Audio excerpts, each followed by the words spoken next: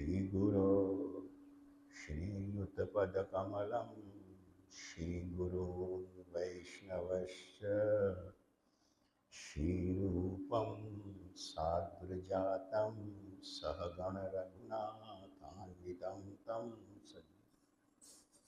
साद्वैतं सावधूतं परिजनसहितं श्रीकृष्ण चैतन्य देवं श्री राधा कृष्ण पादान सहगण ललिता विशाखान्वित नमा विष्णुपादाय भागवत प्रियात्मने भक्ति केवल प्रेष्ठाय गुरुवर्गानुगामिने भक्ति सुंदर सन्यासी नामिने भक्ति रूपिणे गौड़ीय शास्त्र गौरांग ख्याति प्रकाश कृतये नमा विष्णुपादाय और नौमि प्रियात्मने श्रीमते भक्ति सुहृत श्री परिव्राजक इति नामिने गौरवाणी प्रचारोल्लासी सर्वलाद विधायिने शिरूपिणोत् सरस्वती धाराता नमा विष्णुपादाय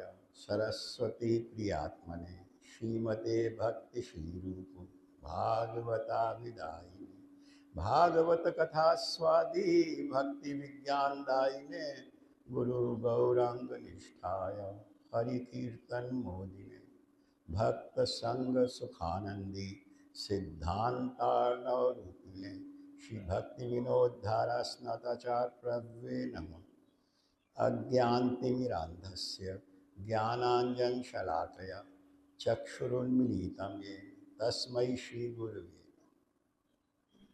वैष्णवजन गुरु आज्ञा से हम लोग श्रीमद् भागवत का पाठ कर रहे हैं।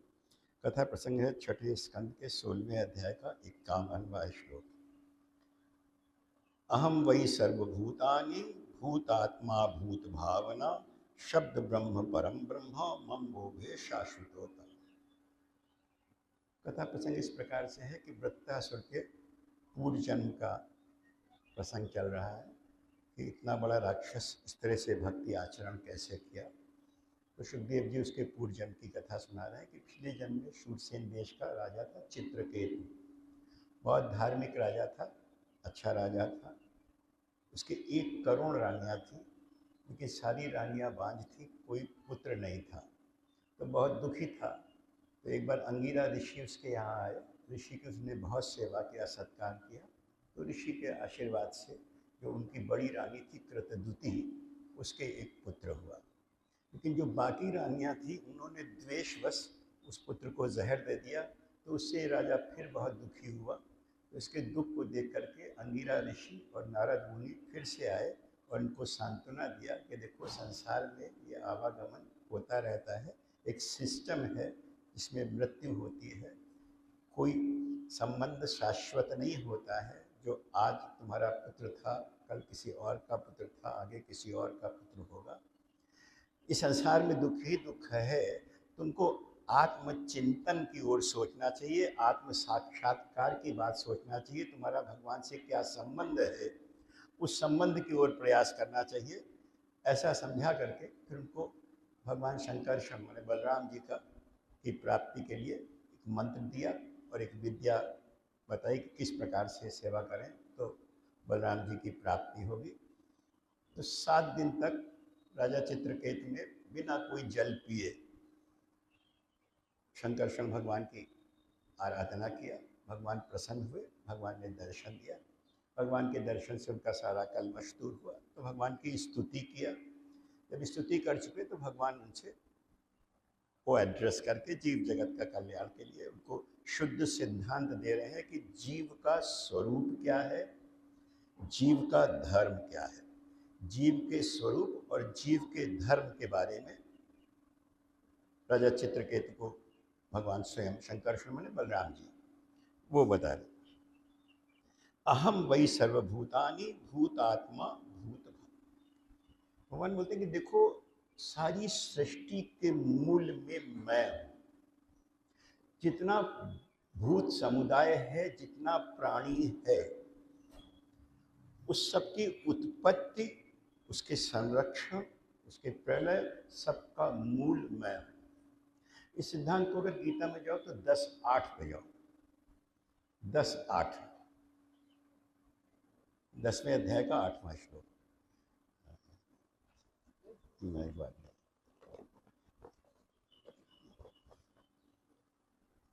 अभी यही है कि इनके झोला में एक ठोर हो गया, ले लो पिला ले लो। 10वें अध्याय का 8वां श्लोक। भागवत में जो गीता में सिद्धांत आया है उसको भागवत में और इलेबोरेट कर दिया। मूल सिद्धांत सब गीता में है। गोस्वामी जी ने क्या कि रामचरितमानस में सबको ला करके निचोड़ के धर दिया। बढ़ो 10:8।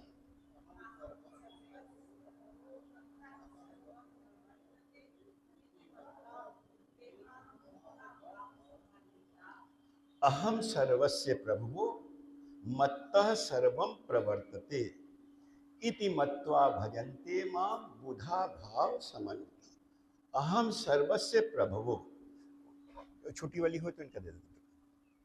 अच्छा चलो कोई बात। अहम सर्वस्य प्रभु, भगवान बोलते हैं जितनी भी सृष्टि है इसकी उत्पत्ति में मूल कारण मैं हूं। अहम सर्वस्य प्रभु, इसका संरक्षण भी मेरे द्वारा है। और मत्तः सर्वम प्रवर्तते, मेरी शक्ति से ही ये एक्टिवेटेड है। भगवान बोलते हैं अगर मेरी शक्ति ना हो तो इसमें कोई एक्टिविटी हो नहीं सकती। इसका सारा एक्शन, ये जितना एक्टिविटी हो रही है, एक उदाहरण से समझो कि पंखा चल रहा है, बत्ती जल रही है, ये सब काहे से हो रही है? बिजली की शक्ति से हो रही है। अगर इसकी पावर सप्लाई कट हो जाए तो अभी ना पंखा चलेगा, ना ये बत्ती जलेगी, ना ये माइक बोलेगा। सबके मूल में भगवान बोलते मेरी शक्ति है। अहम सर्वस्य प्रभुओ, सर्व 2 बार बोले कि कुछ भी ऐसा नहीं है जो मेरे बिना फंक्शनल हो पाए। न उत्पत्ति संभव है, न उसका संरक्षण संभव है, दोनों ही मेरी शक्ति से है। तो जो इंटेलेक्चुअल है वो सब बुधा भाव समन्विता, जो इंटेलेक्चुअल है वो इस तत्व को समझता है और फिर डिविएट नहीं होता। अहम वही सर्वभूतानि भूत आत्मा, जितना भूत समुदाय है उसकी आत्मा भी मैं हूं। मुझसे अलग उसकी कोई सत्ता नहीं है। अगले श्लोक में भगवान बोलते हैं यद यद एतद विस्मृतम पुंसो मद भावम भिन्नम आत्मनः ततः संसार एतस्य देहा देहो मृते मृति। बोले जैसे ही जीव इस बात को भूलता है कि वो भगवान का अंश है, जैसे ही वो अपने को भगवान से अलग समझने लगता है, वो बंधन में पड़ जाता है। यानी कि जन्म मरण का, संसार का बंधन उसका शुरू हो जाता है। इसको फिर गीता से पकड़ो तो 15:7 पे जाओ।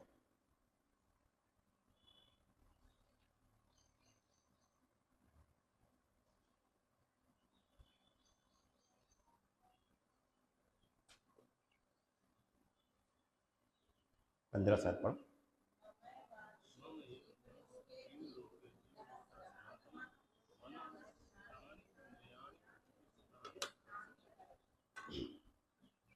ममैवांशो जीवलोके जीवभूता सनातना मनः षष्ठानि इंद्रियाणि प्रकृति स्थान कर्षति। ममैवांशो, भगवान बोलते हैं जो जीव है ममैवांशो, मेरा ही अंश है। जीव भूता, बेसिक कैरेक्टर उसका जीव का नहीं है, वो तो मेरा अंश है, आत्मा है। बेसिक कैरेक्टर उसका जीव का नहीं है। जीव भूता, वो जीव हो गया है। उसका ये जो जीवपना है ये उसका नेचुरल नहीं है, बनावटी है, उसने ऊपर ओढ़ लिया है। वो मेरा अंश है, मेरा पार्ट एंड पार्शल है। मैं जैसे आनंद घन हूं, मेरे पास आनंद ही आनंद है। उस आनंद घन का अंश न समझ करके उसने अपने को प्रकृति का अंश समझ लिया।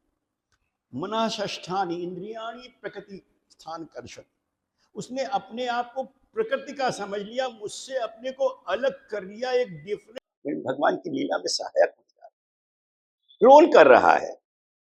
यहाँ जब मानस में एक प्रसंग आता है तो जीव जगत की एक बहुत अच्छी शिक्षा है इसी पर कि जब हम किसी रॉन्ग्स में बढ़ते हैं उसी दिन हम कमजोर हो जाते हैं। मैं भगवान का अंश हूँ, जो भगवान का अंश है वो सर्व समर्थ का अंश है, वो सर्वशक्तिमान है, लेकिन वो रॉन्ग्स पे चलता है तो द डे ही मूव्स एक स्टेप फॉरवर्ड रॉन्ग पे चलता है उसी दिन वो कमजोर हो जाता है। तो स्वामी जी बहुत सुंदर सिद्धांत दिए, बहुत अच्छे से धीरे धीरे पढ़ते हैं, समझो सिद्धांत को पकड़ो, जीवन में उतारने की कोशिश करें। जाके डर सुर असुर डराही, निस्न नींद दिन अन्न न खाही। रावण का जलवा था, उसके डर के मारे चलत दसानन डोलत धरनी, उसके डर से देवता सो नहीं पाते, कंदराओं में छिपे घूमते रहते। सो 10 शीश स्वान की नाई, इतना पावरफुल राजा कुत्ते की तरह से जा रहा है। सो 10 शीश स्वान की नाई, इत उत चितई की कौनो कोई देख तो नहीं रहा है। गंदा काम करने जब चलते हैं तो कोई देख तो नहीं रहा है। इत उत चितई चला फड़िया, तो सिद्धांत क्या दे रहे हैं, इमि कुपंथ पग देत खगेशा। जैसे ही कोई रॉन्ग पर पैर रखता है, रॉन्ग स्टेप पर जाता है, रह न जाए तन बुद्धि बदल, उसी दिन वो कमजोर हो जाता है। शक्ति सामर्थ्य जब तक सत्य का बल है तब तक है। तो ममई वांशो जीव लोके जीव भूता सनातन, मना षष्ठानी इंद्रियाणी प्रकृति स्थानी कर्ष। जीव उसका एक ओढ़ा हुआ कैरेक्टर है, मूल में वो आत्मा है, भगवान का अंश है, भगवान से अलग हो नहीं सकता। जैसे सोने का गहना है, वो गहना तो हो गया, गढ़ गया, लेकिन मूलतः वो सोना ही है। 2 मिनट में चाहे उसका हार समझ लो, चाहे उसका पैजनिया समझ लो, चाहे कान का टीका समझ लो, चाहे कड़ा समझ लो, है मूलतः वो सोना ही। वो मूलतः रहेगा, भगवान का अंश ही, केवल मात्र भटक गया है। इस भटकाव में दोष किसका है? दोष भगवान का नहीं है, वो भगवान से विमुख हो गया। तो भगवान से विमुख हुआ तो दोष किसका है? ये विमुखता में भगवान का तो कोई रोल है नहीं। और जो संसार के सम्मुख हो गया, उसने संसार को ही सब कुछ समझ लिया, तो इसमें संसार का भी कोई रोल नहीं है। संसार ने भी उसको कोई सम्मुख नहीं किया, न संसार ने सम्मुख किया, न भगवान ने अपने से उसको विमुख किया। वो स्वयं संसार के सम्मुख हुआ, स्वयं संसार से विमुख हुआ। तो अपनी गलती का सुधार खुद करना पड़ेगा उसको, खुद ही। कोई ये मक्कारी होती है कि जो लोग बोलते भक्ति मार्ग में, आध्यात्मिक जगत में हिपोक्रेसी नॉट अलाउड। ऐसे मैं बोलता हूँ अपने अनुभव से भी, और सिद्धांत भी पक्का है, मटेरियल वर्ल्ड में भी हिपोक्रेसी नॉट अलाउड। जो हिपोक्राइट्स है वो कभी कंफर्ट जोन में जा नहीं सकते। हिपोक्रेसी कहते हैं छिपाव करके बात करना। जो जितना सरल है वो इस भौतिक जगत में भी सुखी है, जो जितना सरल है वो आध्यात्मिक जगत में भी अग्रसर है। सरलता चाहिए, ये खुद से इसने गड़बड़ किया है। तो इसका जो लोग बोलते हैं अरे जब मैया चाहिए तब बुलाए नहीं है, अरे जब भगवान चाहिए, अरे भगवान की इच्छा के बिना पत्ता भी नहीं हिलता। यार सिद्धांत को समझो, भगवान की इच्छा के बिना पत्ता नहीं हिलता, बात बिल्कुल सही है, लेकिन पत्ता निर्जीव है। तुम मनुष्य योनि में हो, बुद्धि समन्वित हो, उसका अंश हो जो परम स्वतंत्र है। जब नारद जी गुस्सा है तो बोले परम स्वतंत्र न सिर पर को, वो परम स्वतंत्र है, वो किसी से के बंधन में नहीं है। उसकी जो एब्सोल्यूट लिबर्टी है वो तुमको भी किंचित मात्र मिली है, इसलिए अनुस्वातंत्र तुम्हारे पास है, लिबर्टी तुमको है। तुम मनुष्य योनि में हो, तुम अपना उद्धार कर सकते हो, इसलिए उद्धार तुमको खुद करना होगा। 6:5 पढ़ो,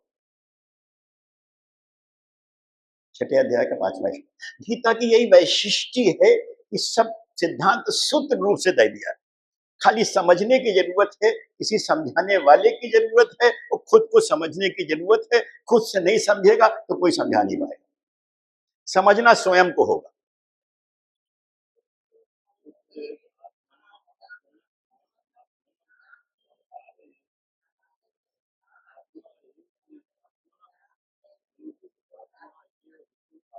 फिर पढ़ो इसको हमारे साथ में।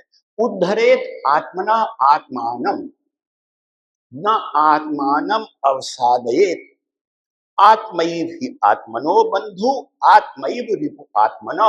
हम खुद ही अपने दुश्मन हैं, हम खुद ही अपने मित्र हैं। अपना उद्धार हमें स्वयं करना होगा। उद्धरेत आत्मना आत्मानम। इस अपने उद्धार में जो मेन प्रॉब्लम है वो है अवसाद। न आत्मानम अवसादयेत, निगेटिव थिंकिंग में बच जाओ। अवसाद कहते हैं डिस्गस्टमेंट को। जब परिस्थितियों से आदमी क्षुब्ध हो जाता है, जब खीज लगने लगती है, उसको अवसाद कहते हैं। तब वो डिप्रेशन में चला जाता है। और जो आदमी डिप्रेशन में चला गया वो जिंदगी में कुछ नहीं कर सकता। डिप्रेशन में जाने का मूल कारण उसकी निगेटिव थिंकिंग है। देखो, हमें भय काहे का होता है? अनिष्ट की आशंका। भय की परिभाषा है अनिष्ट की आशंका, यानी कि हमारी ये सोच कि कहूं गड़बड़ न हो जाए। गड़बड़ तो हुआ ही नहीं, अनिष्ट तो हुआ ही नहीं। इस आशंका ने हमको व्यथित कर दिया। ये हमारी निगेटिव थिंकिंग थी। जो अच्छे भले 2 पल हम जी सकते थे वो हम नहीं जी पाए। अच्छे भले हम जी सकते थे लेकिन हम जी नहीं पाए, क्योंकि हमारे निगेटिव थॉट ने हमको उतनी देर का उस प्लेजर को लेने नहीं दिया। मैंने 100 बार बोला है कि वर्तमान में जीना है। वर्तमान में जीना है। वर्तमान तुम्हारा अपना है। वर्तमान ही तुमको आगे लेके जाएगा। इस वर्तमान इज वेरी इंपॉर्टेंट। वर्तमान इज वेरी इंपॉर्टेंट, इसको पकड़ो। उद्धरेत आत्मना आत्मानम न आत्मानम अवसादयेत। उद्धरेत आत्मना आत्मानम दूसरा मैसेज दे रहे हैं कि पैरासाइट नहीं होना है। तुमको खुद से अपना करना है। अपने पैदा किए सूरज की दुआएं मांगो, भीख मांगी हुई किरणों का भरोसा किया। तुमको खुद से अपने पैरों पर खड़े होना है। तुमको खुद से अपना उद्धार करना है। दूसरा कोई उद्धार नहीं कर सकता। देखो, भोजन तो तुमको कोई भी दे सकता है, लेकिन भूख तुम्हारी अपनी होनी चाहिए। जब तक तुम्हारी भूख अपनी नहीं है, तुम्हारी थाली धरी की धरी रह जाएगी। उद्धरेत आत्मना आत्मना, भगवान बोलते हैं अपना उद्धार तुमको स्वयं करना है। तुम स्वयं अपने भाग्य के निर्माता हो। तुम स्वयं अपने कर्म के फल का भोक्ता हो। तुमको स्वयं करना है। बेसिक चीज जो तुमको करनी है वो निगेटिविटी को अपने अंदर प्रवेश नहीं करना। You are a positive element. तुम उसका अंश हो जो एक पॉजिटिव तत्व है, उसका ममई अंश हो। भगवान बोलते हैं ममई अंश हो, तुम मेरा अंश हो। भगवान पॉजिटिव तत्व है, वहां कोई निगेटिविटी नहीं है। तुम भी एक पॉजिटिव तत्व हो। निगेटिविटी तुम्हारे लिए विजातीय तत्व है। जो विजातीय तत्व है वो हमको बेचैन करता है, परेशान करता है। 1000 पॉजिटिव थॉट्स हमारे माइंड में आए, कोई फर्क नहीं पड़ता।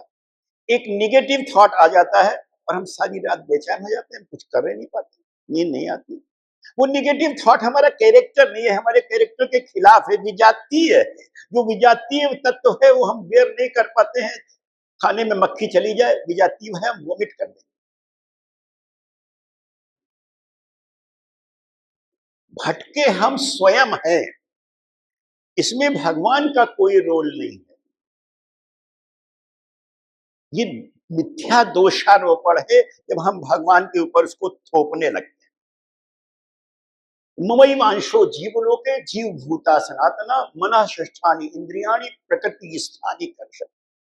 अब जरूरत क्या है कि हम जान तो गए लेकिन अभी हम एक्ट नहीं कर पा रहे। तो जरूरत है कि कोई हमको आके जगा दे, कोई हमें ये विश्वास दिला दे कि हम भगवान का अंश हैं। इसका शास्त्रकारों ने उदाहरण दिया, जैसे एक शेर का बच्चा गीदड़ों के बीच में पला तो उसने अपने आप को गीदड़ समझ लिया। तो कोई एक शेर आवे, उसको कहे कि देख बेटा तेरी शक्ल मुझसे मिलती है, देख बेटा तेरी वाणी मेरी तरह है, तेरी गर्जन मेरी तरह है, तेरी शक्तियां मेरी तरह है। तो कहाँ इन गीदड़ों के बीच में अपने को गीदड़ समझ रहा है? उसको गर्जना करके उत्साहित कर। ये रोल गुरु का है, ये रोल घर में बड़े का है। इसलिए सतत एक बड़े की आवश्यकता है, सतत एक गुरु की आवश्यकता है जो जगा दे। देखो भगवान ने तुम्हें अपने 64 में से 54 गुण तुम्हारे अंदर ट्रांसमिट किए हैं, सब सोए पड़े। You are a godly person, you are not an ordinary person, you are a godly person. भगवान के समस्त गुण तुम्हारे अंदर है, ऐसा कुछ नहीं है जो तुम नहीं कर सकती, क्योंकि भगवान के लिए कहा जाता है कि कर्तुम अकर्तुम अन्यथा कर्तुम समर्थ। जो हो ही नहीं सकता वो भगवान कर सकता। तुम भी जो हो ही नहीं सकता उसको कर सकते हो, लेकिन अपनी शक्ति को जागृत करना होगा। सोई पड़ी जिसे कंप्यूटर में मोबाइल में सारे एप्स लोड कर लो, चार्ज नहीं है, बेकार है, एक भी काम नहीं है। तो निरंतर चार्ज रहना है।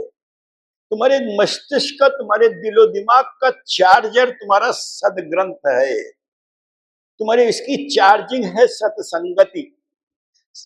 बिना सत के मैंने होता है राइट, सत्संगति के मैंने साधु बाबा के साथ घूमना नहीं है। सत्संगति के मैंने move with the right thinking persons of this society, move with the right thinking persons of this society. ये सत्संग है। जिनकी सोच सही है, जिनकी सोच पॉजिटिव है, उनके साथ मूव करो। निगेटिव लोगों के साथ घूमोगे तो तुम भी निगेटिव हो जाओ। इसलिए जीवन में किसी निगेटिव का साथ मत करना। और 2 मिनट में तुम बुद्धि समन्वित हो, पहचान जाओगे ये आदमी निगेटिव थिंकिंग का है या ये पॉजिटिव थिंकिंग का है। जो निगेटिव थिंकिंग का है उसको तुरंत त्याग, उसका संग ठीक, संग चाहिए सत का, जो राइट थिंकिंग पर्सन सत्य सोसाइटी है। भगवान बोलते ममई मांसो जीव लोके जीव भूता सनातन मन षष्ठानी इंद्रियाणी प्रकृति स्थान कर्षण। भटक गया है ये, अपने आप अपने स्वरूप को इसने विस्मृत कर दिया है, अपनी पहचान को भूल गया है। जरूरत है कि इसे कोई पहचान करा दे कि तुम्हारी शक्ति कितनी है, तुम्हारा स्वरूप क्या है।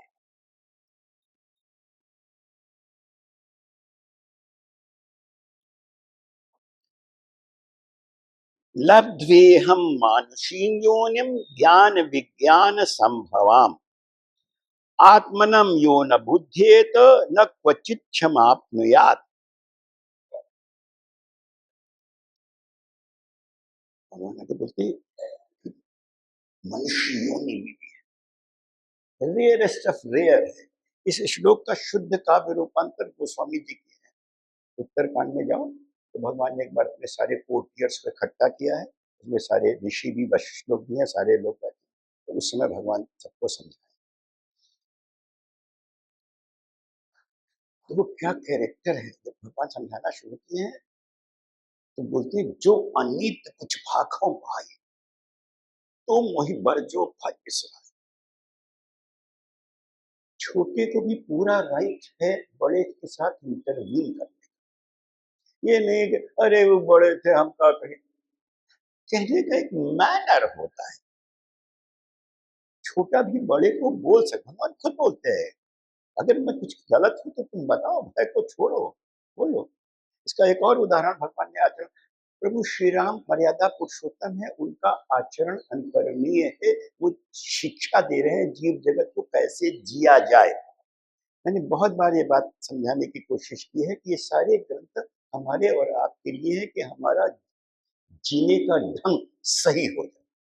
जब भगवान राम रावण के साथ युद्ध क्षेत्र में सामने है तो रावण लंबी लंबी छोड़ रहा है, तो उस समय भगवान को उसको समझाना कि यार यह टाइम ये ठीक नहीं।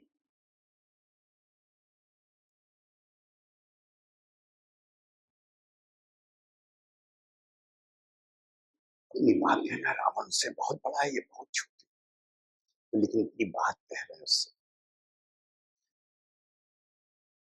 जनि जल बना करी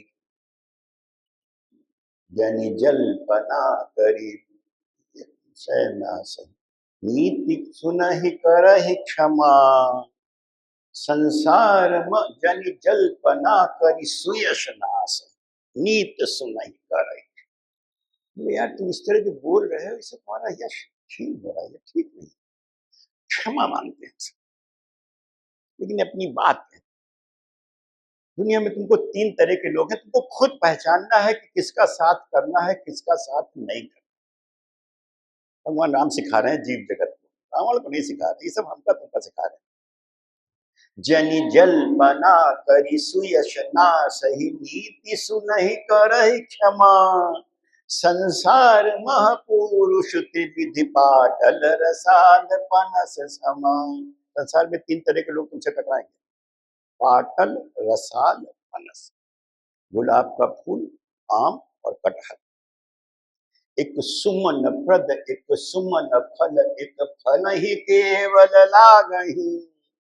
गुलाब में फूल है, आम में फूल और फल दोनों है, कटहल में सीधे फल है, तो फूल नहीं होता। संसार में 3 तरह के लोग हैं। एक कहाई, एक खाली बातें बड़ी लंबी लंबी करेगा, ढपोर संखी, जिंदगी में तुम्हारे काम नहीं आएगा, बातें ढपोर संखी करेगा, छोड़ रहा लंबी लंबी। एक कहाई, एक कहाई करहि अपर, एक कहता भी है और करता भी है। एक कहाई कहाई करहि अपर, एक करहि कहत न बागहि, संसार महपुरुष त्रिविध। एक केवल करता है, उसका काम बोलता है, बातें नहीं करता, काम बोलेगा तुम्हारा। बहुत अच्छा सा शेर है, वही लोग खामोश रहते हैं अक्सर, देखिए भैया सुनाइए, वही लोग खामोश रहते हैं अक्सर कि दुनिया में जिनके हुनर बोलते हैं। जिसके पास हुनर है उसको फिर तो अंग्रेजों के यहाँ होता है बीटिंग योर ओन ट्रम्पेट। तुम्हारा हुनर बोलेगा, तुम्हारा काम बोलेगा, अपनी बात भी कह सकते हो।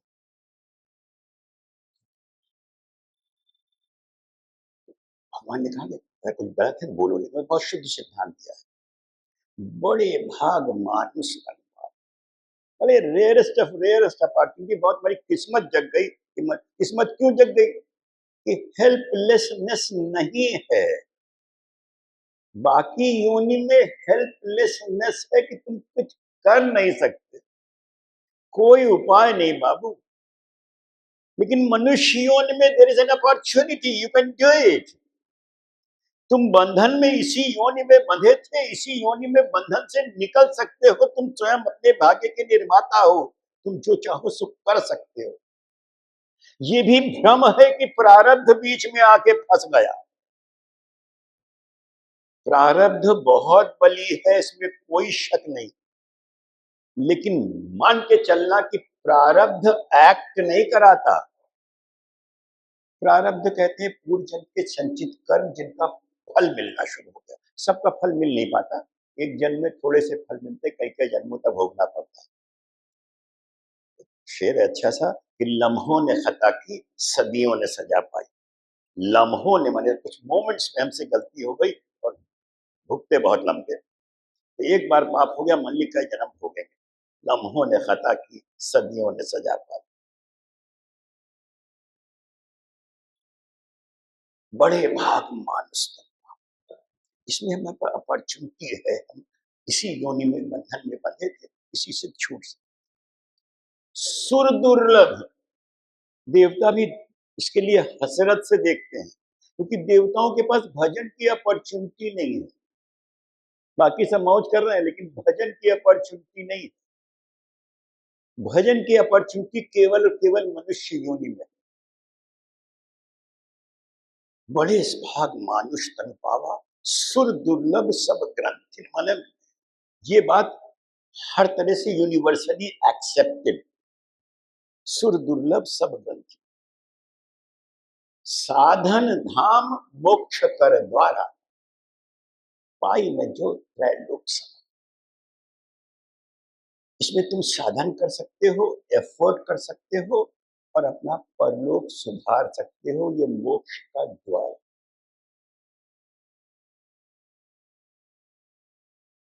जैसे बाहर जाने के लिए पासपोर्ट चाहिए होता है, तो इसमें गोलोक गमनाय पत्रम,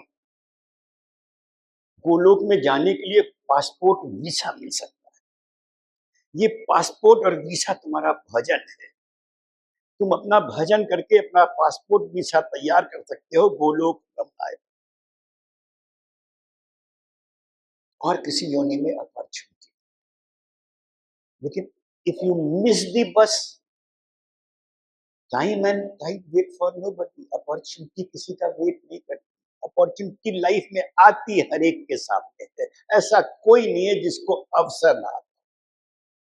मैं यही सिद्धांत बता रहा था कि प्रारब्ध तुम्हारी उन्नति में बाधक नहीं है, प्रारब्ध तुम्हारी उन्नति का मूल नहीं है।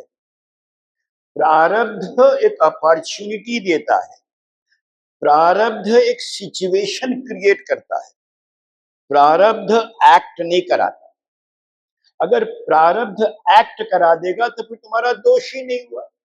जो जिसमें तुम्हारा रोल नहीं है, उसकी, हमारे लॉ में जिसकी मिंसरिया नहीं है उसको सजा नहीं होती, जिसका रोल है उसको सजा है। अगर प्रारब्ध ने करा डाला तब क्या, यू आर द डूअर। तुमको एक सिचुएशन आई, परिस्थिति कभी खराब या बुरी नहीं, इसीलिए किसी परिस्थिति को बदलने का प्रयास करना मूर्खता है। किसी परिस्थिति तो गॉड सेंट है, परिस्थिति तो प्रारब्ध लाया है। प्रारब्ध, परिस्थिति के पीछे तो वो फैक्टर है जो नॉट नोन है, उसमें दिमाग नहीं खपाना। उस परिस्थिति में एक सिल्वर लाइन है, उसको खोजना है। उस परिस्थिति में भी कहीं एक अपॉर्चुनिटी है, उसको ढूंढना है और अवेल करना। अगर हमने उसको अवेल नहीं किया तो यू मिस द बस। बाद में हाथ पछता दे रहा हूं। सो परत दुख पावई, सिर धुन धुनि पछताई, दोहा नंबर 43। सो परत्र, वो परलोक में जाके भी दुख पाता है, और सिर धुन धुन पछता, अपनी खोपड़ी पीटता है।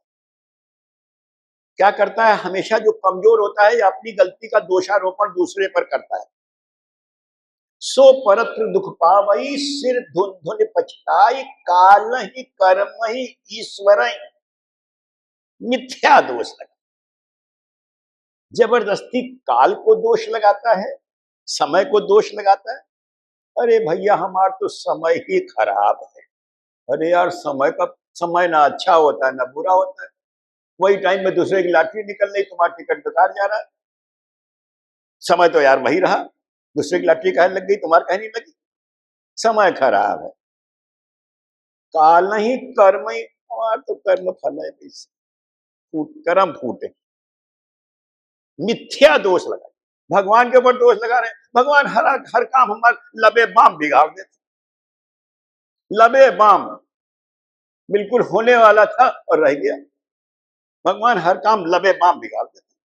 अरे भगवान की तुमसे क्या। भागवत में एक चतुक्ष ब्राह्मण की कथा आती है, 12 स्कंद के 23वें अध्याय में। उसमें कोई श्लोक होता है, 43वां श्लोक है, नायम जनों में। उस ब्राह्मण के पास बहुत धन था, लेकिन उसके परिवार वालों ने, कुटुंबियों ने सब छीन छान लिया, उसको बिल्कुल कौड़ी तीन करके बाहर भेज दिया। तो एक दिन बहुत दुखी था, तो सेल्फ एनालिसिस कर रहा है, तब ये श्लोक पढ़ता है, और जानदार श्लोक है।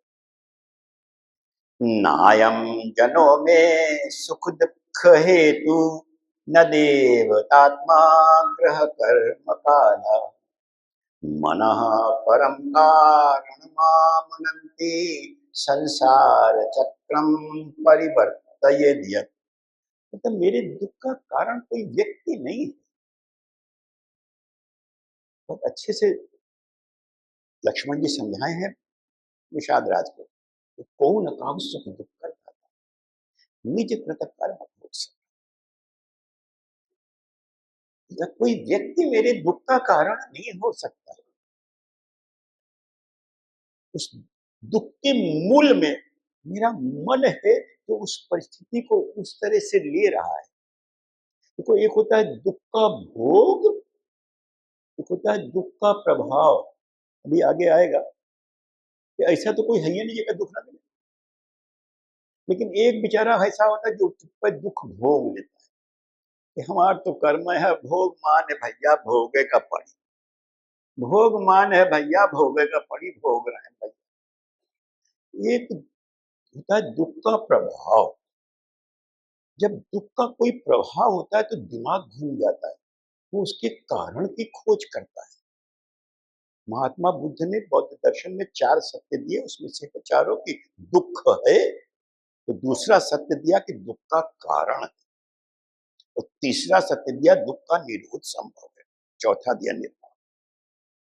ऐसा कोई दुख नहीं है जिसका कारण न हो। तो जब दुख का इम्पैक्ट किसी के ऊपर होता है तो वो उसके कारण की खोज करता है कि आखिर ये दुख आया क्यों, और जब हमें कारण का पता चल जाए तो उसका निवारण संभव है। हमारे डॉक्टर लोग बताएंगे जब रोग का कारण पता चल जाता है तो 1 मिनट में इलाज हो जाता है। जब तक रोग का कारण नहीं पता चल रहा है तब तक उसके रूट में नहीं जा पाते। जिस समस्या का कार्य बोलता है रात दिन गर्दिश में है आसमां, रात दिन गर्दिश में है 7 आसमां, कुछ न कुछ होकर रहेगा, घबराएं क्या। जो खुद है गर्दिश में पड़ा है वो हमको क्या परेशान करेगा। न तो कोई ग्रह हमारे दुख का कारण है, न कोई कर्म, न समय, न देवता। मनः परम कारणमामनन्ति संसार चक्रम परिवर्तयेत्। ये हमारा मन जो है ना, सारे लफड़े की जड़ ये है, सारे लफड़े की जड़ ये है, ये मन मेरे दुख के मूल में है। अगर मेरा मन सही ट्रैक, मना षष्ठानि इंद्रियाणि प्रकृति स्थानी कर, अगर ये मन हमारा इस तरह संसार में जाके भटक ना जाता तो कोई प्रॉब्लम नहीं होती।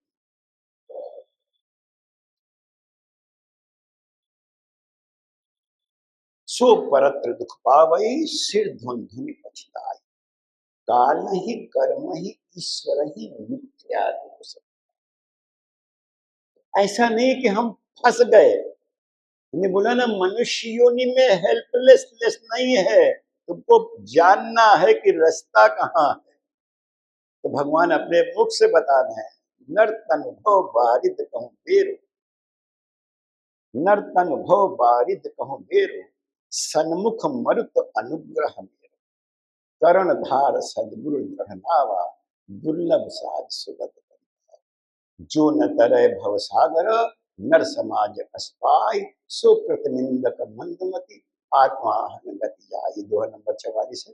गोस्वामी जी ने इसको भागवत से एकादश स्कंद के 20वें अध्याय में 17वां श्लोक है, प्रश्नोद्धव संवाद में एकदम शुद्ध काव्य रूपांतर दिया है। नृदेहम आद्यम सुलभम सुदुर्लभम प्लवम सुकल्पम गुरु कर्णधारम मया अनुकूलेन नभस पीड़ितम पुमान भवाब्धि न तरेत सहा। नर्त अनुभव शुद्ध काव्य रूपांतर है। नर्त अनुभव बारिद, मनुष्य योनि में इस संसार सागर से पार जाने की हमको अपॉर्चुनिटी है। और भगवान की कृपा लीला देखो कि अगर परिस्थितियां अनुकूल हो तो सब कुछ आसान हो जाता है। तो बोलते हैं जैसे नाविक के लिए अगर हवा अनुकूल हो तो पाल के सहारे चली जाएगी, चप्पू नहीं चलाना पड़ेगा। पाल के सहारे मौज में सो जाओ, आराम से चले जाएंगे। हमारे तेजू भैया बताइए जो शव आसन लगा देते हैं, पड़े हुए आराम से तैरत चले जा रहे हैं।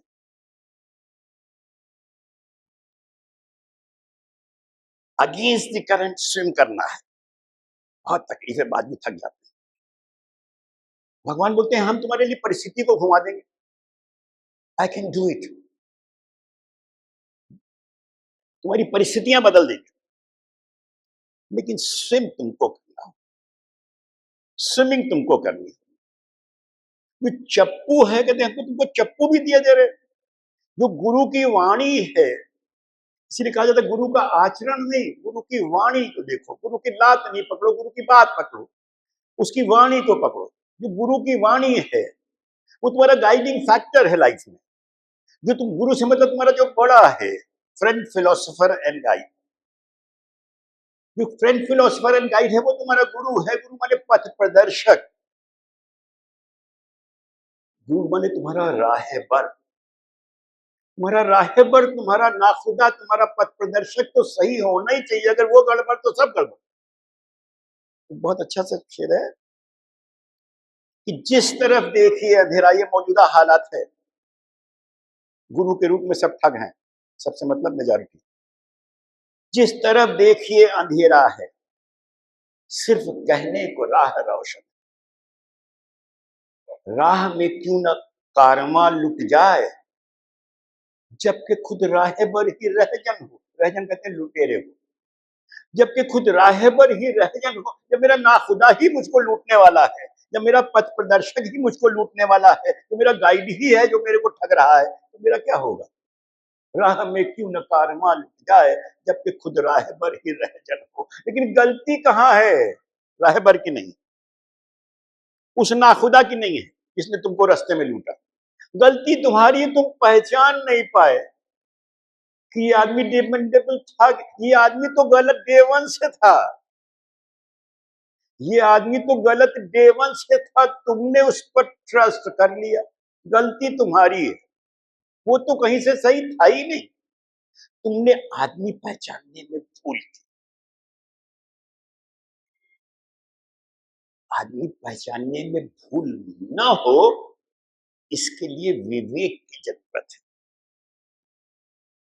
एट टाइम्स कहते हैं हम समझत तो रहे भैया, लेकिन हम फंस गए। हम समझत तो रहे लेकिन हम फंस गए। अरे भाई, जब तुम समझत रहे हो तो काहे फंस गए। बुद्धि का काम होता है एनालिसिस करना। बुद्धि एनालिसिस करती है, बुद्धि एनालिटिकल होती है, बुद्धि व्हाट इज व्हाट बता देती है। लेकिन एट टाइम्स बुद्धि राइट चीज को पिक नहीं करता। ये राइट चीज को पिक करने की शक्ति है, ये बुद्धि के अंदर तो है, लेकिन ये जागृत नहीं है। ये इसको विवेक बोलते हैं। ये बुद्धि के अंदर होता है, लेकिन ये स्वतः जागृत नहीं होता। जैसे क्रीम के अंदर मक्खन होता है, लेकिन क्रीम से मक्खन स्वतः निकलता नहीं, कोई एक बिलोने वाला चाहिए। कोई मथ दे क्रीम को तो मक्खन बाहर है। तो थर्ड पार्टी इंटरफेरेंस के बिना बुद्धि का विवेक जागृत नहीं होता। यानी कि सतत एक बड़े की आवश्यकता है। अपने घर में अपने बड़े को अपनी जिंदगी की पूंजी बना लो, उसको अपने ड्राइंग रूम में सजा लो, जिंदगी तुम्हारी बहुत सहज और सुखद है। अगर तुमने अपने बड़े को नहीं पकड़ा, अगर तुमने अपने बड़े को नहीं पकड़ा, तो ये तुम्हारा विवेक जागृत नहीं होगा। तुम्हारी इंटेलिजेंस सहज जितनी हो, वो तुम्हारी इंटेलिजेंस धरी के धरी रह जाएगी, एक दिन धोखा होगा।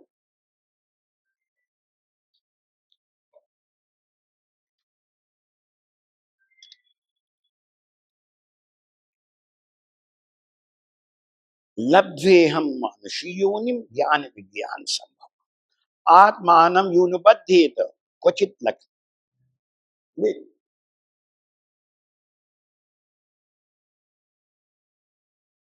आत्माहम, आत्मान में सुसाइड। जो न करे भव सागर नर समाज अस्पाई, सो कृत निंदक। कृत निंदक वो होता है जिस हमने तुम्हारे साथ भलाई किया, तुमने मेरी बुराई की। जो भलाई करने वाले की भी बुराई करे वो कृत निंदक है। सो कृत निंदक मंदमति आत्मा, वो सुसाइडल है। वो अपना खून खुद कर रहा है। वो अपना खून खुद कर रहा है। उसको एक अपॉर्चुनिटी मिली है, वो सही ट्रैक पर गया नहीं, उसने he lost the opportunity.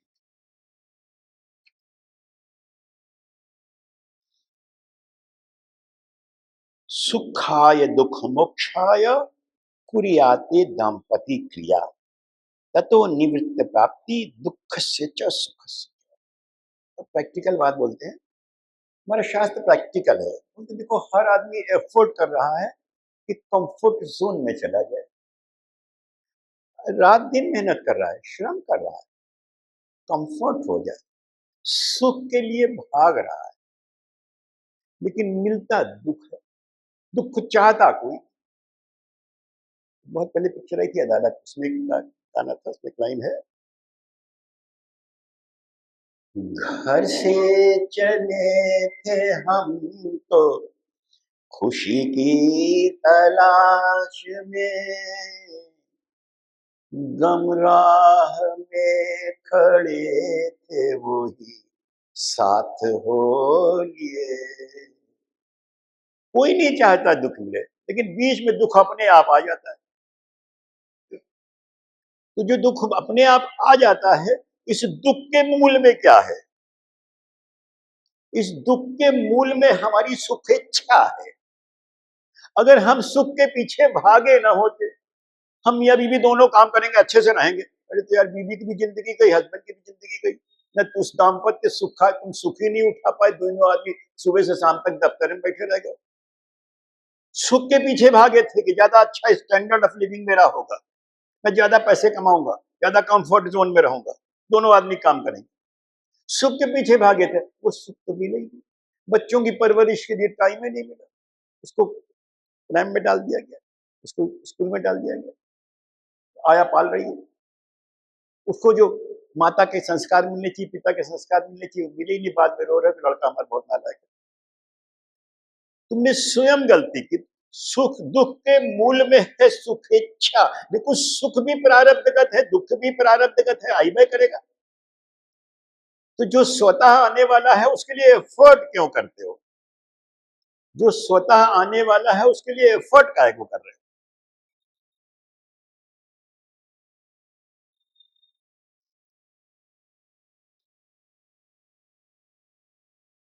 एतावैने मनुयोग Vishnu बुद्धि भी स्वार्था सर्वात्मना गेयो यत् परात्मैक दर्शन। गोस्वामी जी इस श्लोक का भी शुद्ध काव्य रूपांतर लक्ष्मण जी के मुख से करा दी। सखा परम परमारथ एहु मन क्रम वचन राम पद नेहु। लेकिन ये राम पद नेहु होई कैसे? है बड़ा आसान, खाली समझे खेल। हमारे ग्रंथ हमारे जीवन की कुंजी है, हमारे पथ प्रदर्शक है, हमको राह दिखाते हैं, इसको पकड़ने की जरूरत। मानस की शुरुआत होती है तो गोस्वामी जी एकदम आसान से होती है, श्रवण और कीर्तन पर जोर दिया। कहीं जे एहि कथन स्नेह समेत, कहीं है सुनी है समुझी सचेता। जे एहि कथन स्नेह, जो इस कथा को स्नेह के साथ श्रद्धा के साथ कहेंगे, ये कीर्तन हो गया। सुनेंगे, ये श्रवण। जे एह कथई स्नेह समेता, कहीं नहीं सुनी नहीं समुझ सचेता। ध्यान पूर्वक सुनना। कीर्तन भी भाव सहित गाना। हुई है राम चरण अनुराग, हुई है राम चरण अनुराग, कलिमल रहित सुमंगल भाग।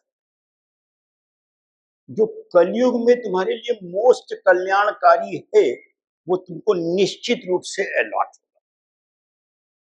भगवान के चरणों में प्रीति होगी, ऐसा नहीं कि तुम्हारा कुछ छीनेगा।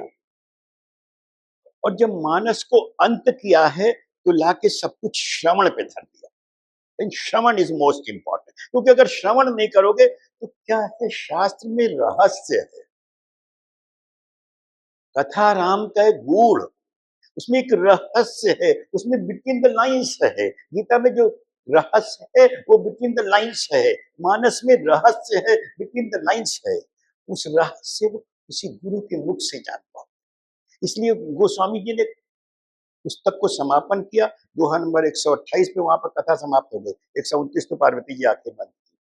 गोस्वामी जी ने 128 में अंत कर दिया, यानी कि उनकी पुस्तक अंत। रामचरण अथवा पद निर्वाण, भाव सहित सो यह कथा करहु श्रवण। रामचरण रति जो चह, चाहे भक्ति मार्गी हो चाहे मोक्ष कामी, रामचरण रति जो चह अथवा पद निर्वाण। और से मोक्ष कामी है तो दोनों के लिए भाव सहित सो यह कथा करहु श्रवण। श्रवण पे लाके धन समुझी सचेता। जो श्रवण है वो पूरी सतर्कता के साथ, पूरी श्रद्धा के साथ, जे एहि कथई स्नेह समेता, कहीं है सुनी है समुचि सचेत, हुई है राम चरण अनुरागी, कलिमल रहित सुमंगल, राम चरण रति जो चह, अथवा पद निर्माण, भाव सहित सोय कथा, करहु श्रवण पुन। अब समय समाप्त होता है, इसलिए यही शेष करते हैं। वांछा कल्पतरुभ्यश्च कृपा सिंधुभ्य च पतितानां पावनेभ्यो वैष्णवेभ्यो नमो नमः। हरे कृष्ण।